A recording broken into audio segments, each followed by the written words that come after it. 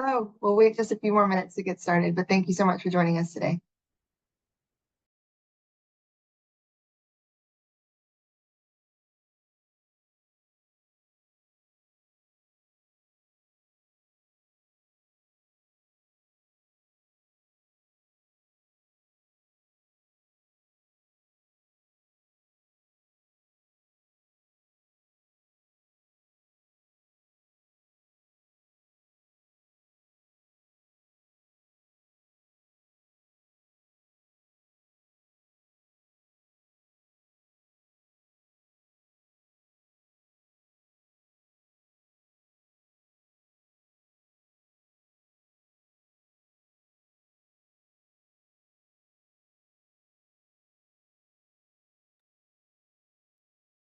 Hello and welcome. My name is Caroline Lawton. I'm an associate manager here at the Innovation for Poverty Actions Peace and Recovery Program, and it's our pleasure to host this event today along with our partners at JPAL Europe.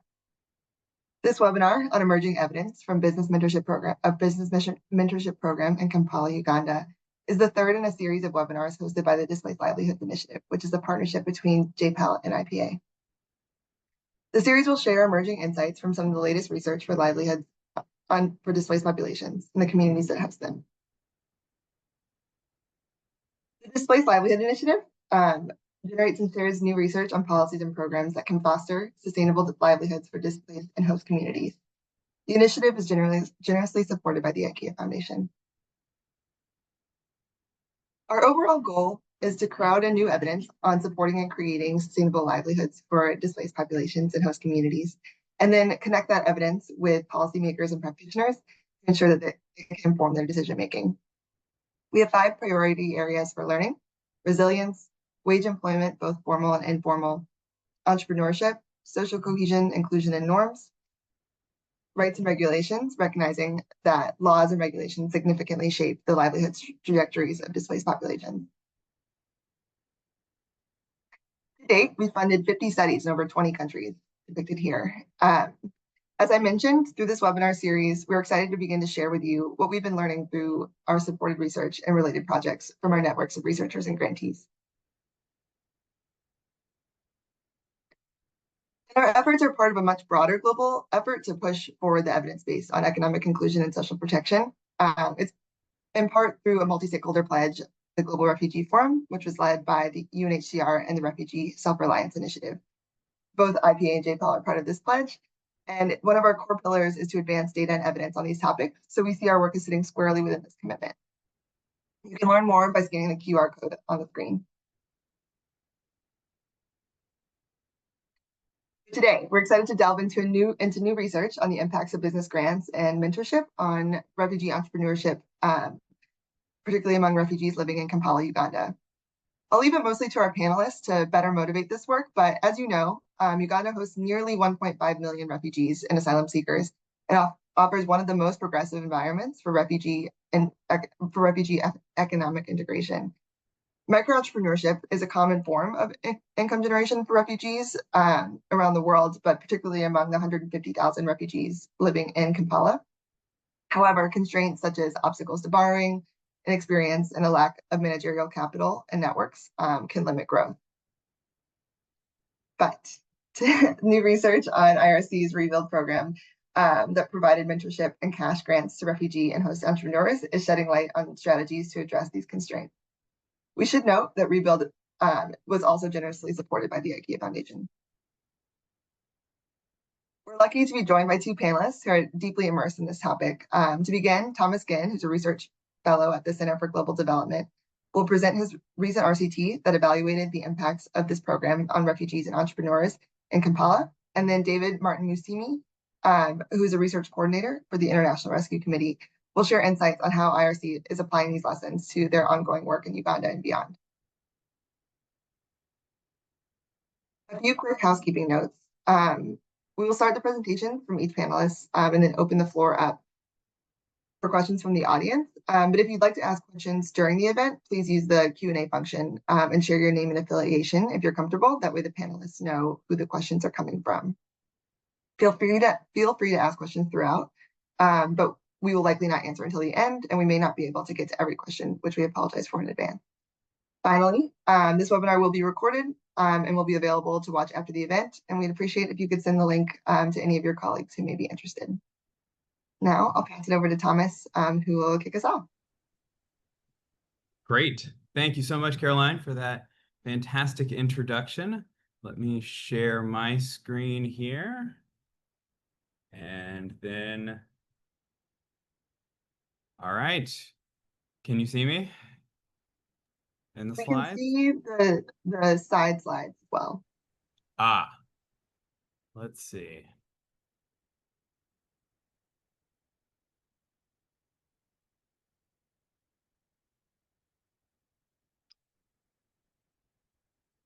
So you...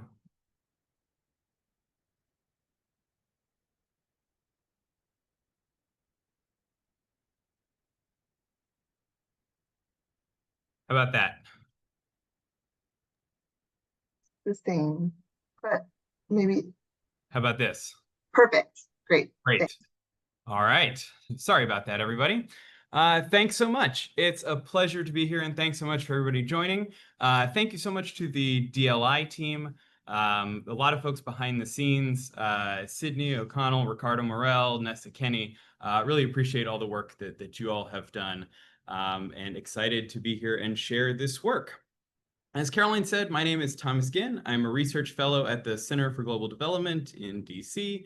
And we'll be presenting this project that was jointly implemented with the international, that was implemented by the International Rescue Committee as part of the BUiLD project, and is succinctly named right now Cash and Small Business Groups for Ugandans and Refugees.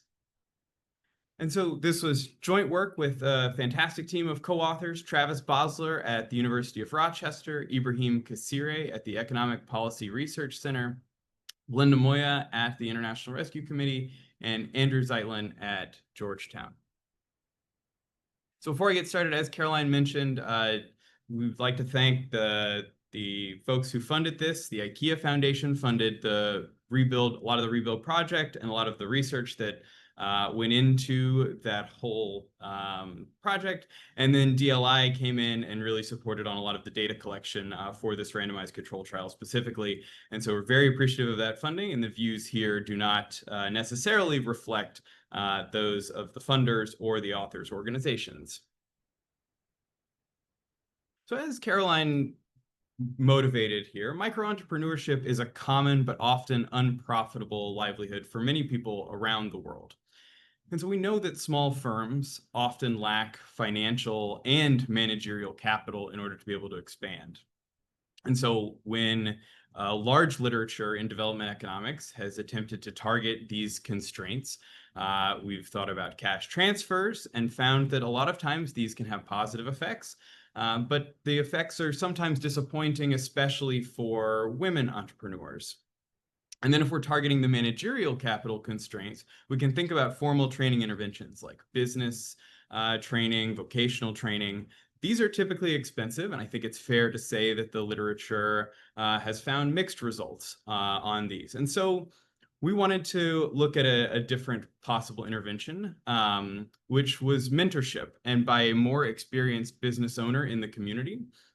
And we think that this could target business practices like accounting, and on lending out credit, business networks, and where you get a lot of information that we think are really important, even just a general encouragement mechanism to keep going during difficult times, and then broader knowledge exchange on different technological innovations, different techniques that people are using. And so we think this is going to be important. There's some exciting studies out of Kenya that have shown that this can be profitable for inexperienced business owners. But we think that this could especially be helpful when we're pairing demographics that have fewer business connections. So think about hosts and refugees or men and women, where there might be a lot of information that's useful to exchange. And so the benefits of cooperation could be even higher, but oftentimes these networks are segregated, as we will get into.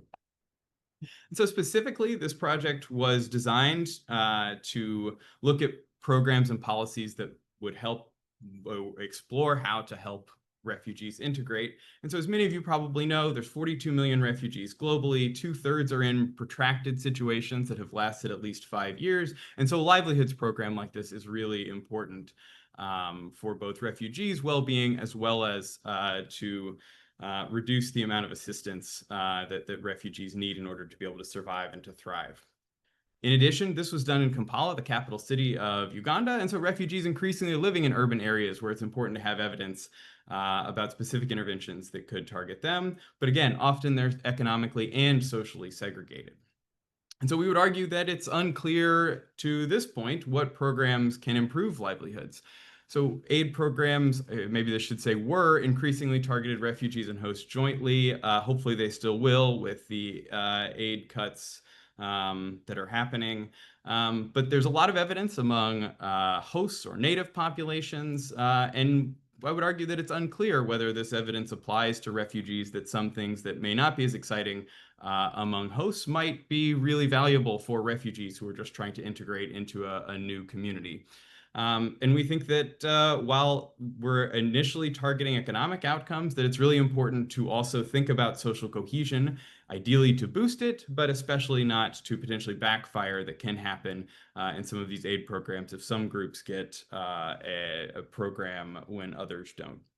So I think all these things are important and what we tried to take into account when we were looking to design this program. So what is the program specifically? This is one part of the larger BUiLD project. This is an experiment in Kampala, Uganda. And so we were working with 2,000 inexperienced or prospective entrepreneurs. And this was about half Ugandans, who I'll call hosts in this presentation, and half refugees.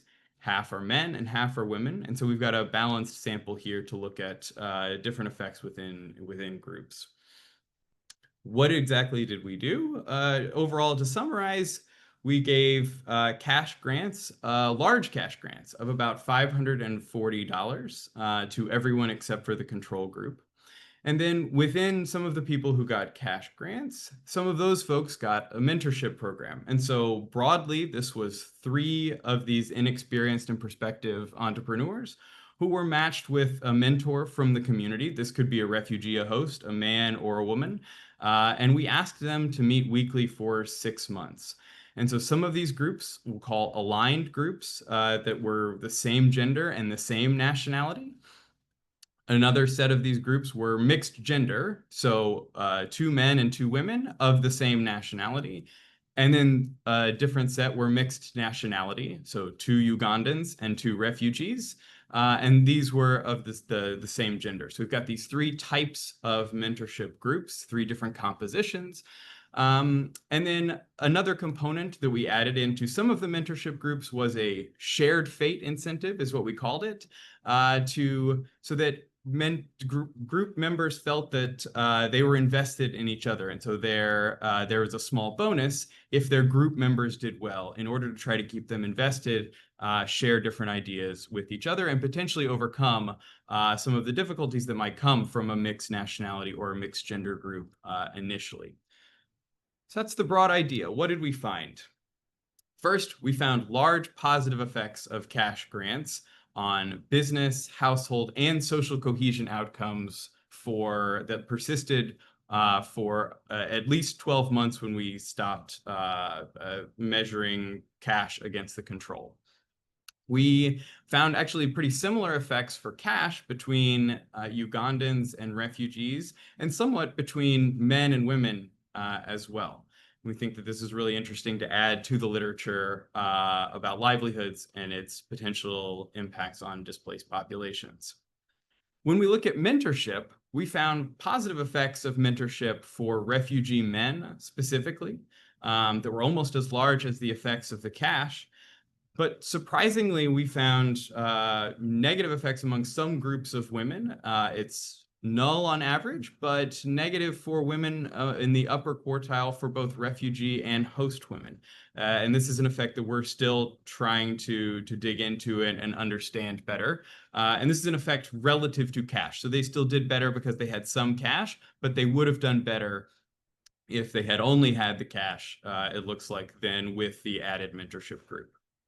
And then the last main finding that we want to convey is we find no evidence at this point that intergroup contact, so mixing nationalities, refugees, and hosts, had any additional effect on social cohesion beyond the cash grants that we labeled in a specific way that I'll talk about. So the contact hypothesis that I think a lot of organizations invest a lot in, we think it's really important to measure this. And in this setting, in our setup, we're not finding any additional boost from the significant effort that we put in to merge Ugandans and refugees together and design programs that brought people together in a persistent way. Great, so now I'll dive more into the setting and the experimental design for some background. As we've said, micro-entrepreneurship is really common. We're dealing with these owner-operated firms that are a common source of livelihood across Africa. As Caroline mentioned, Uganda, the setting that we're working in, has one of the most progressive refugee policies in the world.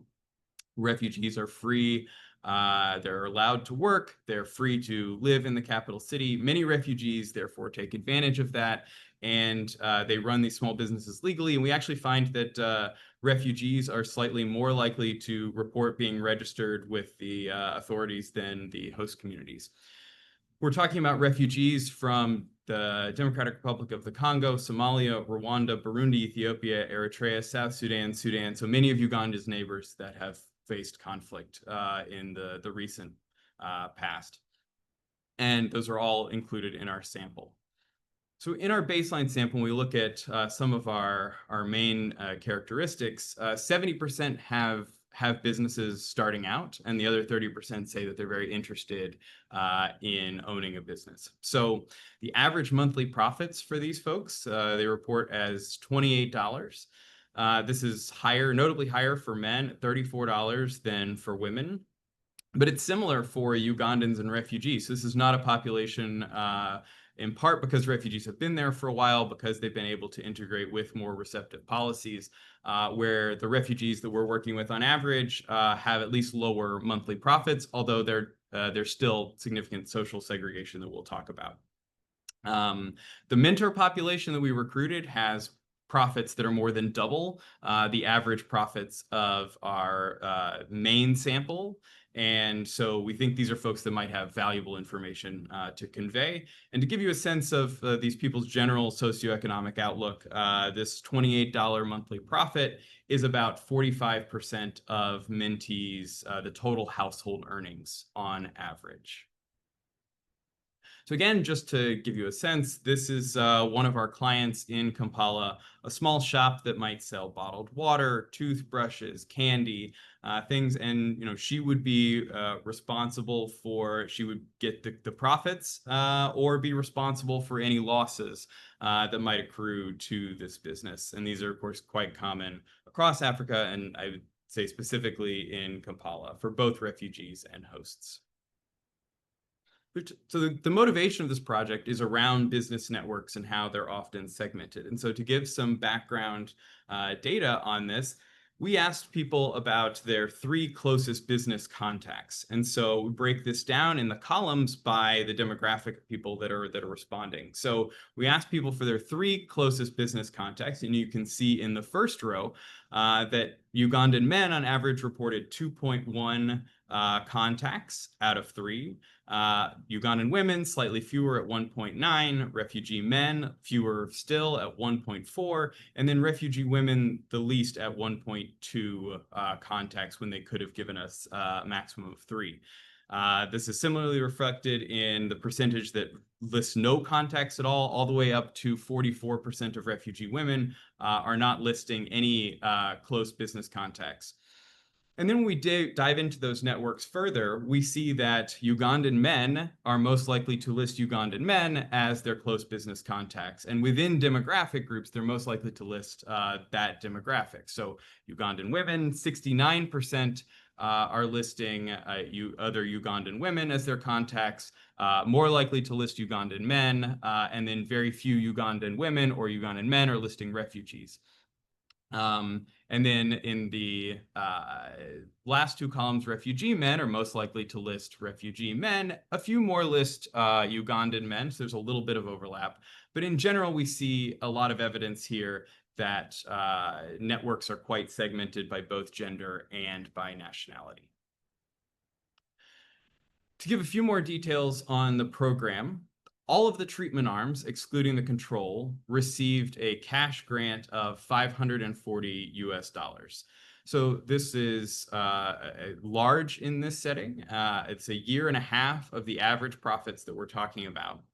We had a launch event where we announced this cash grant, and then that would be transferred about 6 weeks later via mobile money. That was to give people time to plan what they would do with it, and for those in mentorship groups, time to discuss with their groups what might be the best strategies.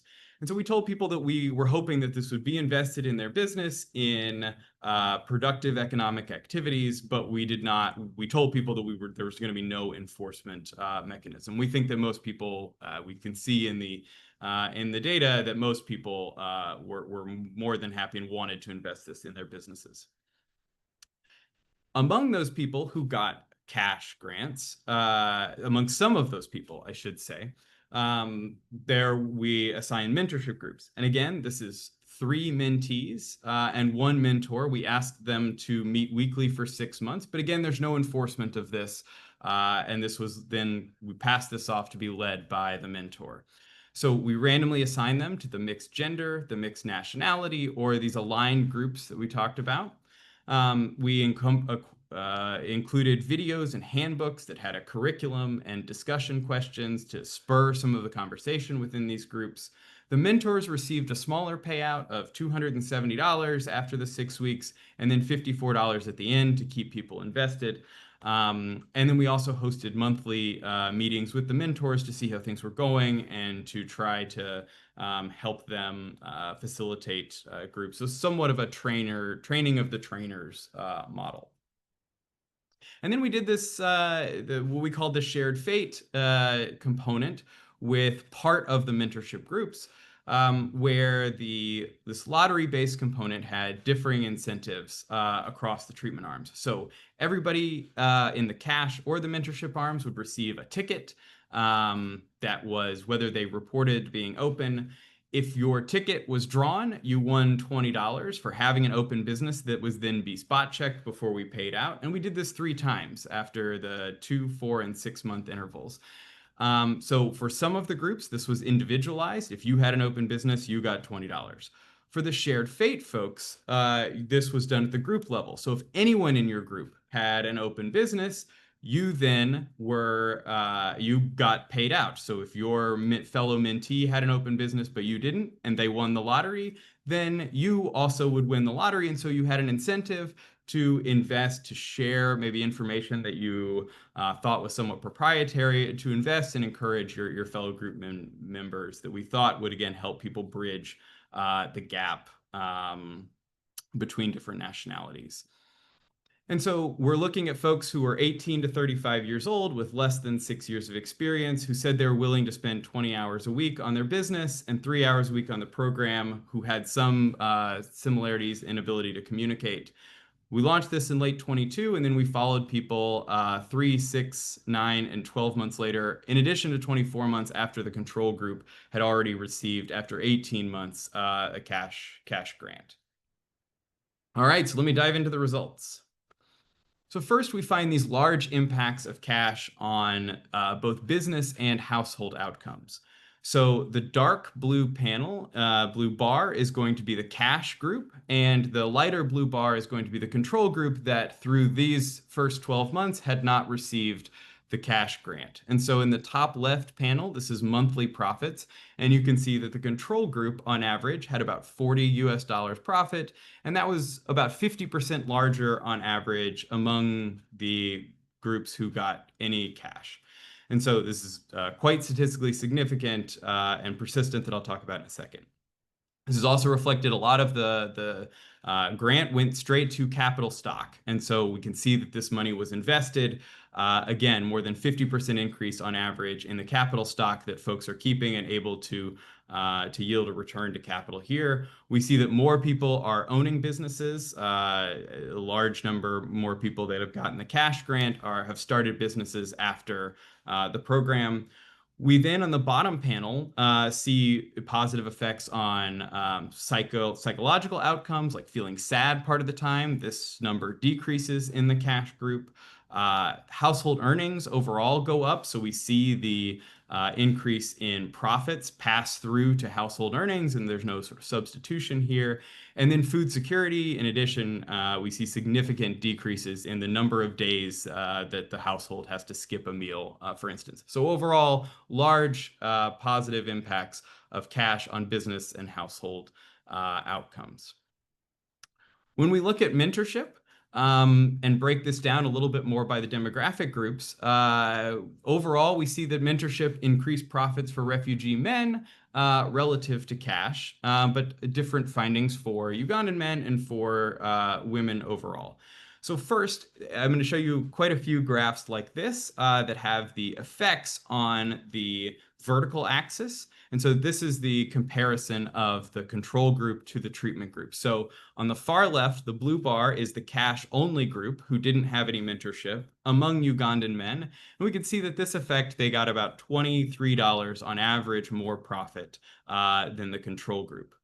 Next to that, the red bar is the red box is the Ugandan men who had any sort of mentorship. And it's slightly higher, but not by very much. And so it doesn't seem like mentorship is doing a whole lot for Ugandan men.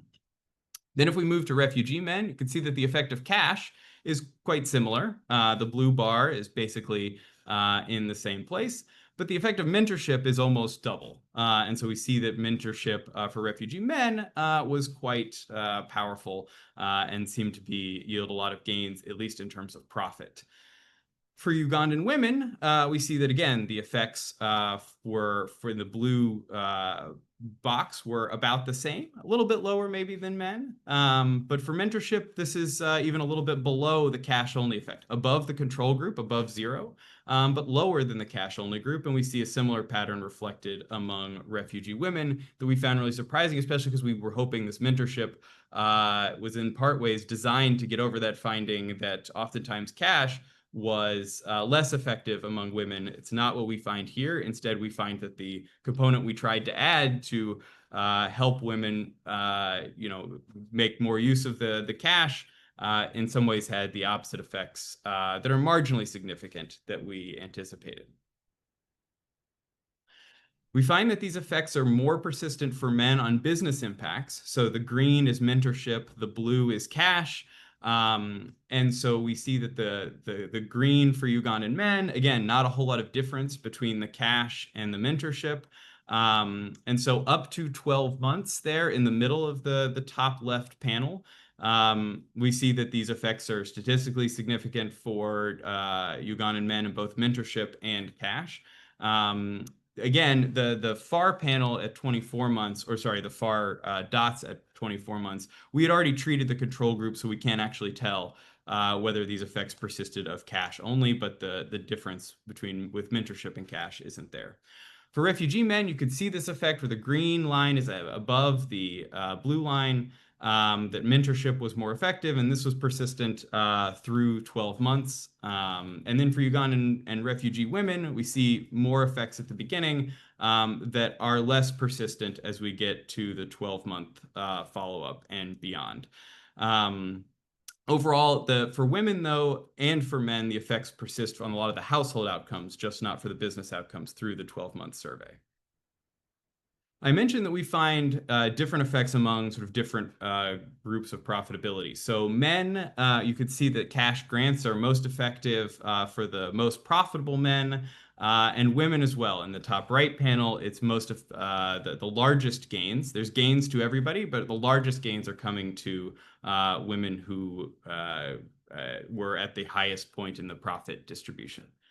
But if you look at the mentorship quantile plot here, in the far right, bottom right, on the far right side, the women who were doing the best, that's furthest to the right, are the ones where this negative effect is most pronounced. And we're, again, still digging into why that's the case, but it's a pretty precise zero for women, anything before for women who were less profitable or didn't own a business, so that we're not seeing a boost even among sort of women whose businesses were not as strong at the beginning.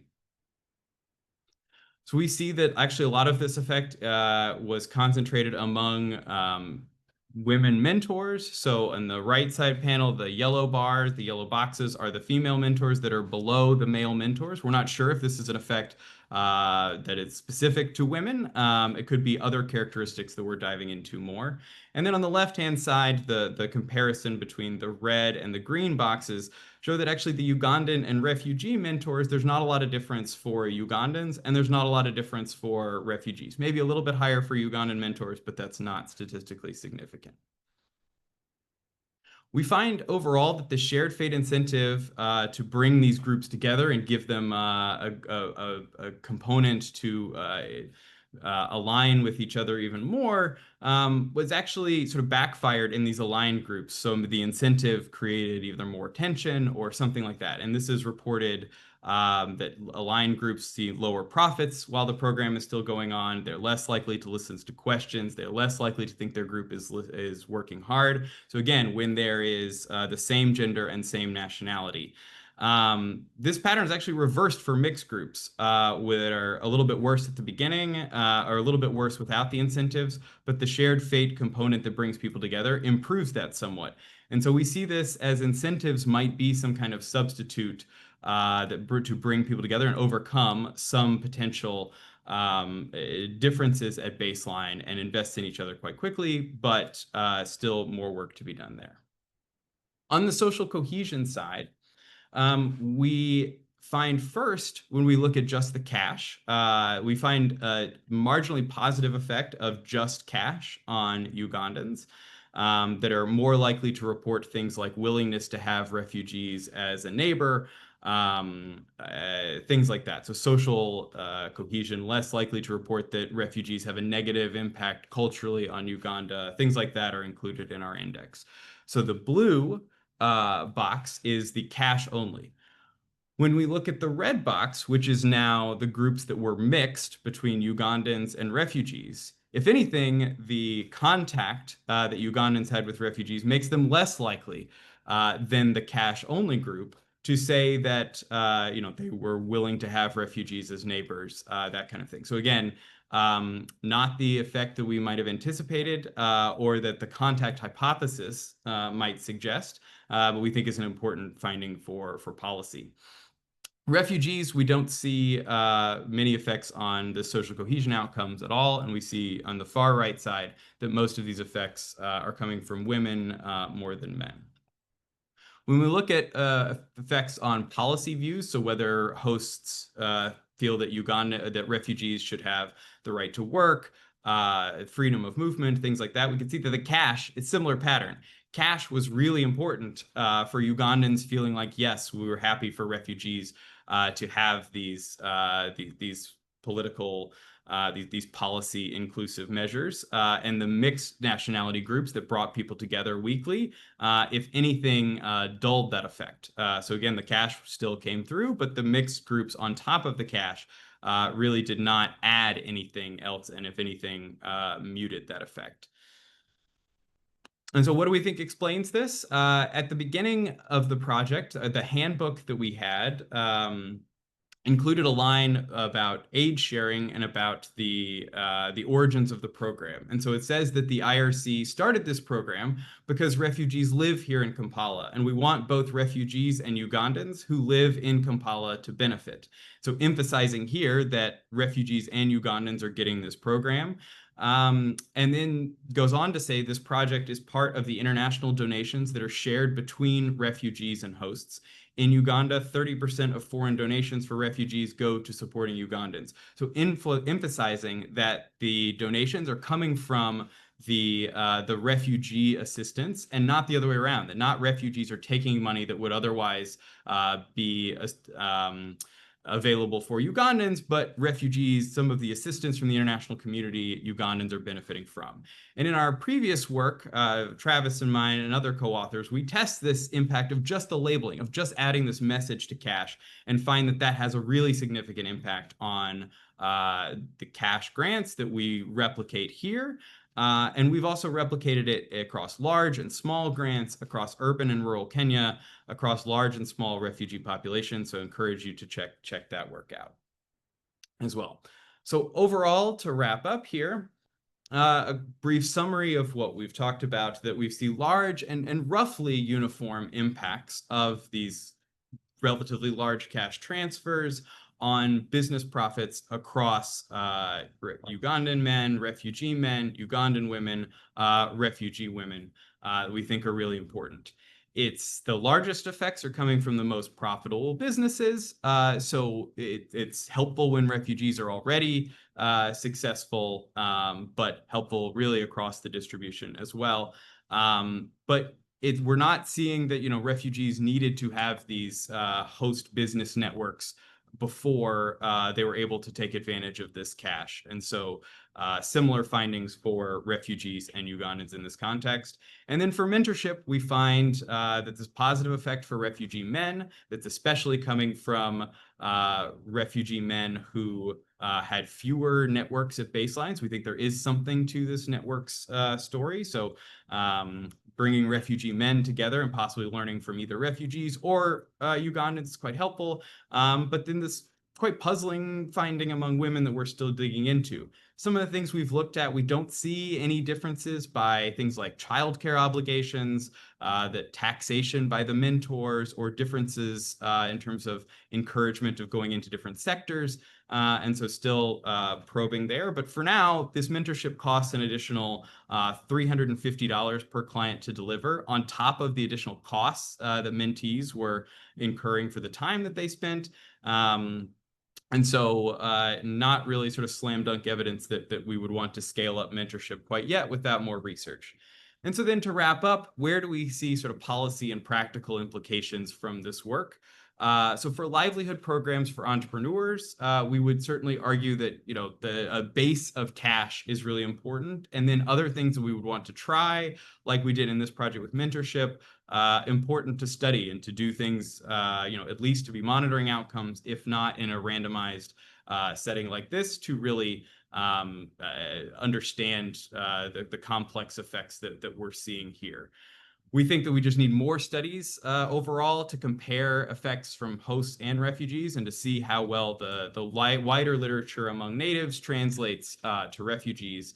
And then this labeling that I talked about for where the assistance is coming from, especially when host communities are getting some of this assistance, we think is a really cost-effective, powerful, easy idea for organizations to implement. And we'd love to talk about more if folks are interested. For mentorship, I didn't mention, but we see actually across demographics that mentors who are running a more successful business are helping their mentees to get more profit. So screening in these mentors seems to be really valuable if we're going to run mentorship. But intergroup contact was really complicated to implement. And we see a lot of organizations trying to do this, but it yields kind of minimal results in our setting, at least. And again, important to study. And again, our sort of puzzling result on female mentees, we think is really important to look at here on potential adverse effects, and to monitor as any program would move forward. So I'll wrap up there. Thank you so much for your time. Looking forward to questions. Thank you so much, Thomas. Now we're going to hand it over to David, who will tell us a bit more about applying these lessons.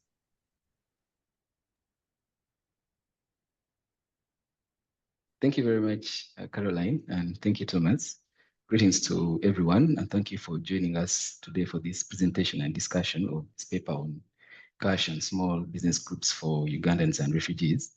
As already introduced, my name is David Martin Msime, the research coordinator for the BUiLD program at the International Rescue Committee, and I'm joining in from Kampala. So I'm happy to to add my thoughts and reflections on this important research and its implications on our work at the IRC and also for refugee livelihoods more broadly. I will share my thoughts around 4 key areas. The first one is the major problematic takeaways. Why is this evidence relevant for programming? And then also share thoughts on how, as the BUiLD program and the IRC, we've adopted this evidence to our interventions and our research. And then also briefly share thoughts on some open questions that we still need to answer. This evidence has triggered a lot of questions, and I'll share some thoughts around those ones that we need to answer. And lastly, look at some context-specific aspects for generalizing this evidence. If we want to look at it beyond the context in which the study was implemented, what we should put into consideration. So straight to the major programmatic takeaways, I want to begin by saying that this paper comes as part of the reviews programs evidence and learning, where we use RCTs to evaluate our program interventions and generate evidence on what works, what doesn't work, and how much it costs to provide services for urban refugees in order to contribute to their self-reliance and economic inclusion in a meaningful way. So we use this evidence ourselves as a program to adapt our services so that we can make them stronger and achieve better outcomes for our clients. So the findings from this paper are from our first wave of RCTs. We also have a second wave, but today we are talking about the first wave. So these findings give us powerful insights into effective interventions for refugee self-reliance and economic inclusion. So the first programmatic takeaway I want to highlight is the glaring one, that cash grants are the game changer. So from this evidence, we've seen that these cash grants deliver large, persistent, positive impacts on business outcomes and overall household well-being, which also includes enhanced food security, increased assets, and higher savings like we've seen. And they also significantly improve psychological well-being. We also found that these cash grants are highly cost-effective strategy for boosting micro-enterprise success and social cohesion. So to speak briefly on as an example, on the programmatic side, the cost per client for implementing the cash grants intervention was about $881, which is significantly less than the cost for implementing the cash plus mentorship intervention, which was $1,200 cost per client. So this makes a compelling case for prioritizing cash assistance. Then we've also seen that these cash grants act as a catalytic force for business formation. So in addition to this evidence that we are seeing from this first wave RCT, our wave to RCT, the early insights that we have seen are showing us that over 60% of participants had operational businesses within just 3 months of getting the business grant. And over half of the businesses that we verified as a part of that process were launched after the grant payout. So this gives us strong evidence that these cash grants are a catalytic force for business formation. We've also seen that a significant portion of cash was directly invested in businesses. So this demonstrates that the participants, when given direct capital, largely use it for entrepreneurial purposes. And then the final interesting point that we've seen from what Thomas shared is these cash grants also had a positive impact on social cohesion among Ugandans and improved policy attitudes towards the refugees. So the second programmatic takeaway, this is on mentorship, and it's the one which is more interesting. We are saying that mentorship requires critical re-evaluation and probably redesign. So from our findings, from this specific mentorship design, which we implemented, have showed us mixed and negative results when combined with the cash grants. So for most participants, it did not significantly improve economic outcomes beyond the impact of cash alone. Then another critical finding was the negative profit reduction experienced by the mentored women, especially those that were mentored by other women compared to those who only received cash. And then as a detail on this, for the 25% more profitable women-owned businesses, mentorship actually inhibited their growth. So this highlights that some mentorship designs could be unfavorable.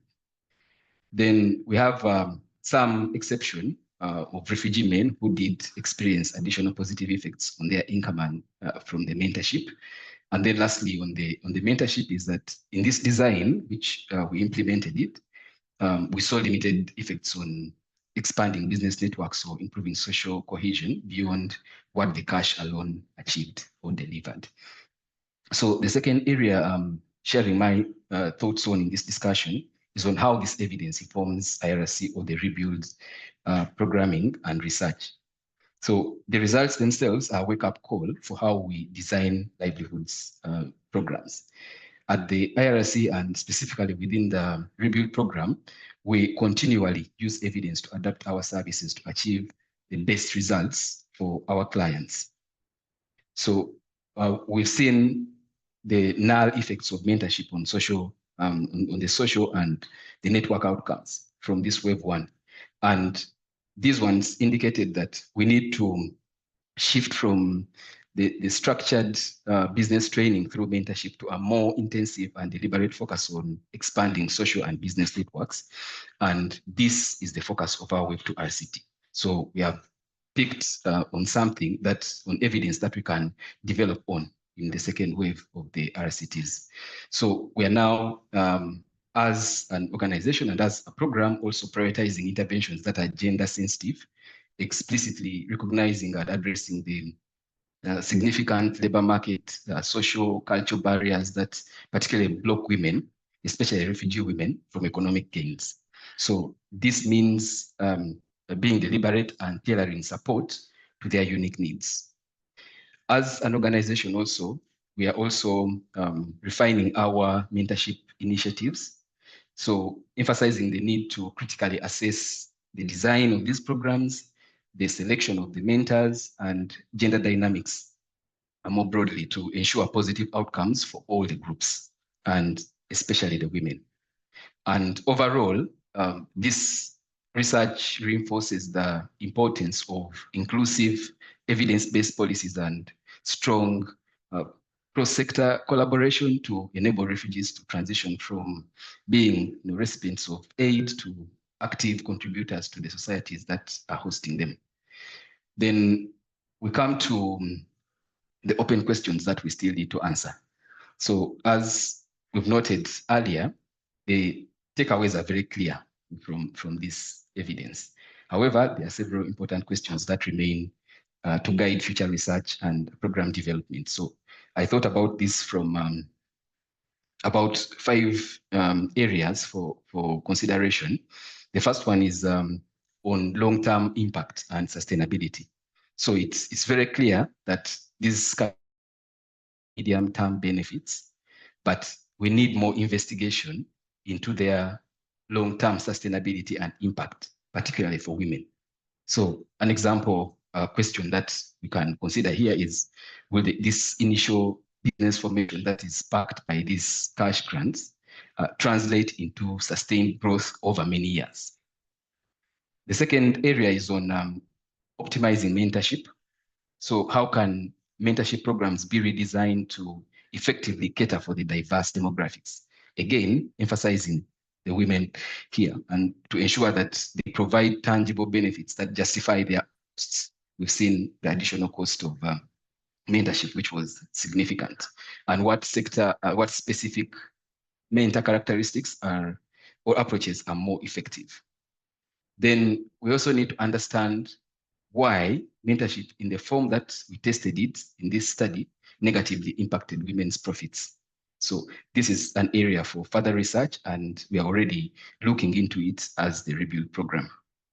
I'll also mention something or some thoughts on network effects.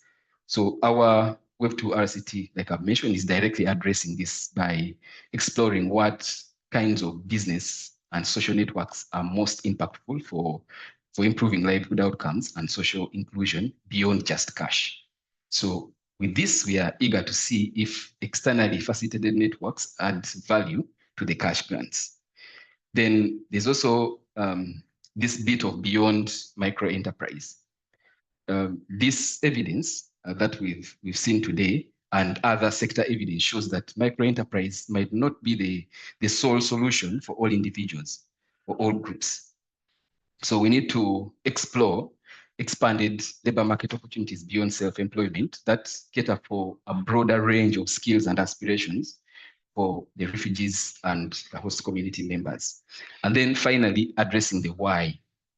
So we've seen what happened with the mentorship in this study. When the results came out, it created some turbulence within the program for us as well. And as a result of that, we decided as the BUiLD program with support from our funding partner, the IKEA Foundation, to conduct a follow-up qualitative study to address the why question. So this qualitative study, which we are currently undertaking, aims to unpack the reasons behind the observed demographic and business capacity differences in the outcomes as far as this mentorship is concerned. So the evidence from this qualitative will provide the crucial depth that we need to understand these differences in these outcomes and to understand the mentorship outcomes better. So thirdly is the content specific aspects when it comes to generalizing these findings beyond the refugee urban context of Kampala. So there are two things that I want to emphasize that we think about, we consider while thinking about this. And the first one is the unique nature of the BUiLD program itself, and also Uganda's progressive refugee policy that we have heard about and also read about extensively. First, on the policy itself, Uganda is widely considered to be a generous policy environment for refugees. We've heard that we know they have the right to work, they have the right to own businesses, they have the right to freedom of movement and so on. But this is something that would be different for the other contexts that are more restrictive. So we need to think about that possibly the higher likelihood of refugees starting businesses in Uganda and their ability to employ Ugandans could influence how interventions, especially these cash grants, translate into economic benefits and social cohesion. And then the aspect of the urban context. So the BUiLD program is an urban livelihoods program that focuses on urban refugees in Kampala and also in Nairobi. So we know these urban markets heavily rely on interpersonal relationships and informal exchange, where strong networks are crucial. But these networks are lacking for refugees. So interventions designed in urban settings might have different outcomes in the rural or the camp or settlement settings, so which have got different distinct economic structures and social dynamics. Then we have got another issue on vulnerability and immediate needs that I also wanted to reflect on. Our study population is economically vulnerable, we know that, and many recipients use part of their grants for immediate basic needs like food and rent. We saw this in wave 1, and we're also seeing it in wave 2. And it indicates the consistent dual pressure of survival and entrepreneurship. So this highlights that in contexts that will have high levels of humanitarian need, business grants may actually in part also function as consumption grants. And this is a reality that we have to think about and consider in other contexts and potentially advocate for a combination of business and consumption grants. And then lastly, is the initial business landscape of participants. So we've seen that the benefits of the cash grants were most pronounced among the larger, moderately profitable businesses. So this suggests that the initial business capacity and entrepreneurial experience of the target population at baseline would significantly influence the scale of the impact that we observe in other contexts. So this is also something that we learn from here that we need to think about as we are looking at applying this evidence elsewhere. And then to conclude, our research provides a very clear-cut evidence on the power of the cash grants as a direct, cost-effective, and transformative tool for fostering microentrepreneurship and enhancing well-being, social cohesion among the refugees and hosts. With the mentorship in its current form, we are seeing that it requires some critical redesign, especially to ensure equitable benefits for women. And our commitment as the BUiLD program is to continuously learn from the evidence and adapt this to our interventions in order to improve the outcomes for all the groups. So on the policy side, the evidence to policy is a collaborative journey. We know that this requires dialogue between the researchers, the policymakers, the practitioners, and the donors. So our findings from this first wave paracity and the early insights from wave 2 that we'll publish and share on our website soon are not just academic results, they are actionable evidence. So they are compelling us to rethink and sharpen our interventions, ensuring they are gender sensitive, they are context aware, and prioritize evidence-backed approaches that enable refugees to become effective, rather to become active and self-reliant contributors to the economies that host them. So my final point here is that right now, we have got sufficient evidence to inform tangible policy changes. So these policy changes are crucial to improve the refugees' self-reliance and livelihoods. So in our different capacities, I would make a call that we use this evidence, we use these insights to forge a meaningful future for the refugees across East Africa and beyond. So I'll end my discussion and reflections there and pass back to Caroline. Thank you very much. Thank you so much, David. That was so helpful. We got quite a few questions in the chat, and I see Thomas is answering many of them. I may start with passing it back to you, Thomas. I think we saw quite a few questions around the impact of mentorship on women. And if you could speak a bit to how we should apply the lessons from that. Sure. Thanks a lot, Caroline. Yeah, I think so. The impact on women, again, was mostly null, except at the top end of the distribution, where it still wasn't negative. It was just less positive than cash alone.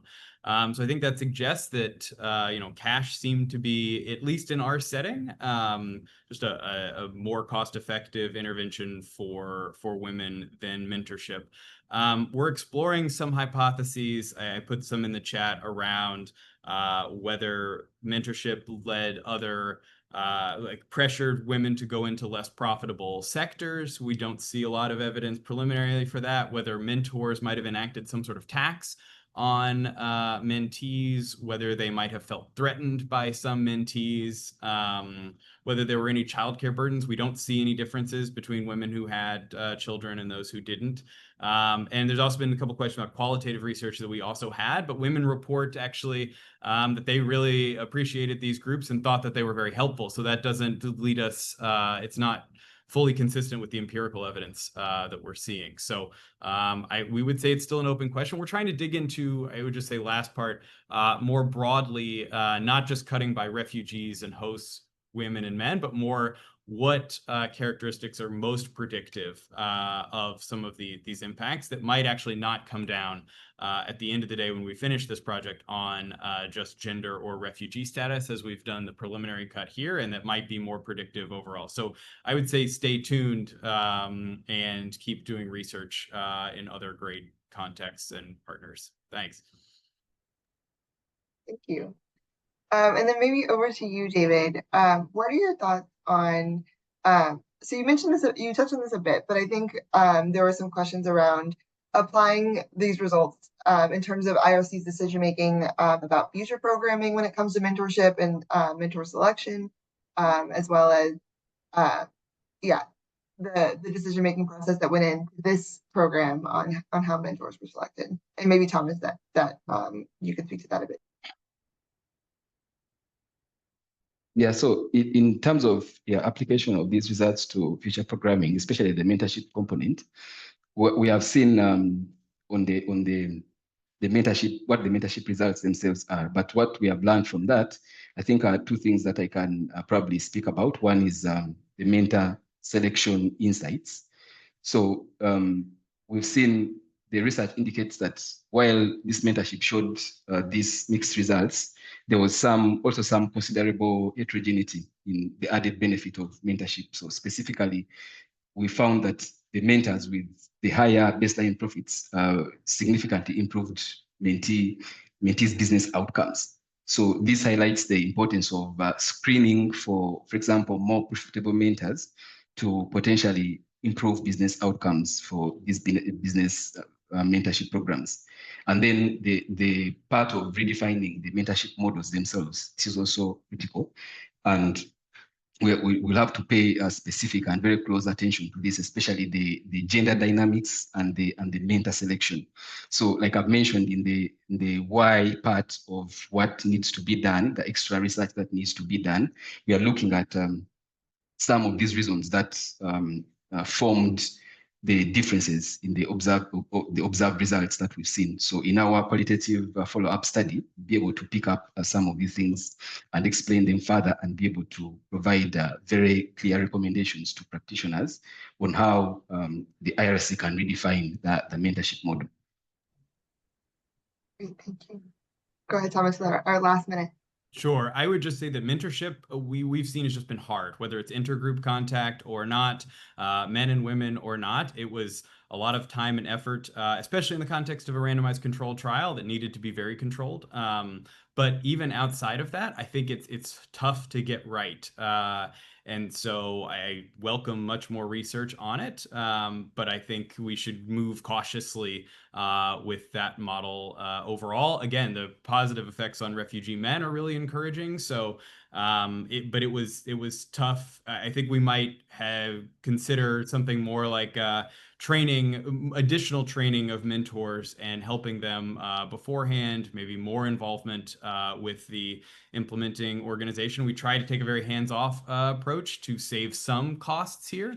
But you can imagine a model if we're trying to change something to spread those benefits more widely, that there's a little bit more sort of systematic involvement in the groups, maybe expanding groups. There's a lot of different dimensions that could be explored around mentorship, and I think should be before we give up on it completely. But my constant plea for more research.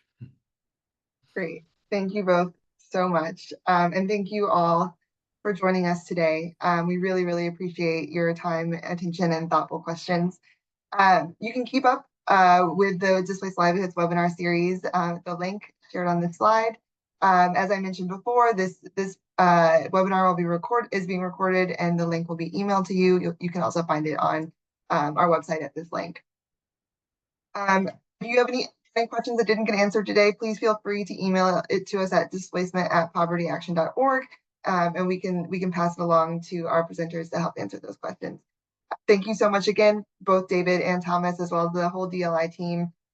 We really appreciate your time. Have a wonderful day. Thanks, everybody.